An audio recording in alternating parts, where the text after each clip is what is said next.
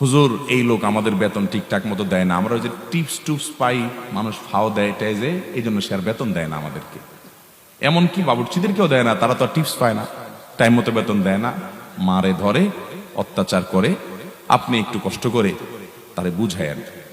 আমি বললাম ইনশাআল্লাহ, আমি দায়িত্ব নিলাম, আমি ইনশাআল্লাহ তাকে বুঝাবো, নসিহত করব। শ্রমিকের অধিকার নিয়ে আমাদের অনেক বক্তব্য আছে, সেগুলো লিঙ্ক দিব, আল্লাহর ভয় দেখব। আমি এই ভদ্রলোককে কাছে পেয়ে তাকে একেবারে বুকে হাত দিয়ে আমি চেষ্টা করছি বুঝানোর, ভাই সব থেকে যাবে, আজকে মরে গেলে মাটির নিচে আপনাকে পুঁতে আসবে ভাই, ওই কর্মগুলো চলে যাবে যেগুলো নিয়ে যাচ্ছে। বাবারা, ভাইয়েরা, মানুষের হক আদায় করেন, খুব বেশি দান দক্ষিণা না করলেও চলবে। অনেক লোক আছে দেখবেন, ইয়া দান করে, হুজুরদেরকে হাদিয়া তোফা খাওয়ায়া দাওয়ায়া, হুজুররাও নারায় তাকবীর সুবহানাল্লাহ মাশাআল্লাহ আলহামদুলিল্লাহ মারহাবা পড়তে পড়তে মুখে ফেনা তুলে ফেলে। কিন্তু মানুষের হক নষ্ট করলে আমার মতো মৌলবী কেন